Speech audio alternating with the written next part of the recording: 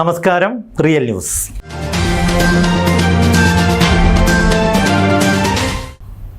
BJP Kozhikode rural ജില്ലാ പ്രസിഡന്റായി T Devadas master ചുമതലയേറ്റു. ബാലുശ്ശേരി ഗ്രീൻ അറീന ഓഡിറ്റോറിയത്തിൽ പ്രവർത്തകരുടെയും നേതാക്കളുടെയും നിറഞ്ഞ സാന്നിധ്യത്തിൽ നടന്ന പ്രൗഢഗംഭീരമായ ചടങ്ങിലാണ് അദ്ദേഹം ചുമതലയേറ്റത്. BJPയുടെ പുതിയ സംഘടനാ പ്രവർത്തനത്തിനനുസൃതമായി എലത്തൂർ, ബാലുശ്ശേരി, കൊടുവള്ളി, തിരുവമ്പാടി നിയോജക മണ്ഡലങ്ങൾ ഉൾപ്പെടുന്നതാണ് കോഴിക്കോട് റൂറൽ ജില്ല. ചടങ്ങ് സംസ്ഥാന ജനറൽ സെക്രട്ടറി MT രമേശ് ഉദ്ഘാടനം ചെയ്തു. വന്ദേ മാതരം സുജലാം സുഫലാം മലയജ ശീതളാം. BJPയുടെ പുതിയ സംഘടനാ പ്രവർത്തനത്തിനനുസൃതമായി എലത്തൂർ, ബാലുശ്ശേരി, കൊടുവള്ളി, തിരുവമ്പാടി നിയോജക മണ്ഡലങ്ങൾ ഉൾപ്പെടുന്ന കോഴിക്കോട് റൂറൽ ജില്ലാ പ്രസിഡന്റായാണ് ടി ദേവദാസ് മാസ്റ്റർ ചുമതലയേറ്റത്.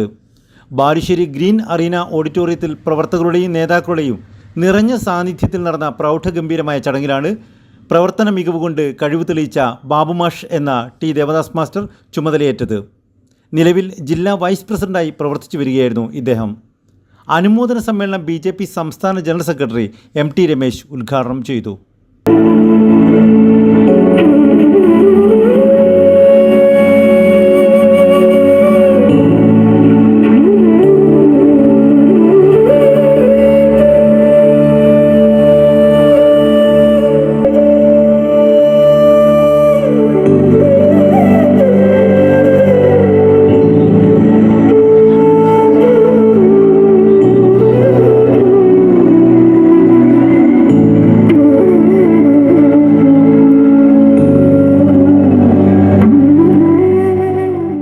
ഔദ്യോഗികമായിട്ട് ദേവദാസെങ്കിൽ ദേവദാസ്, പക്ഷെ ആളുകൾക്ക് ഇഷ്ടപ്പെടുന്ന ബാബുമാഷ് എന്ന് വിളിക്കാനായിരിക്കും.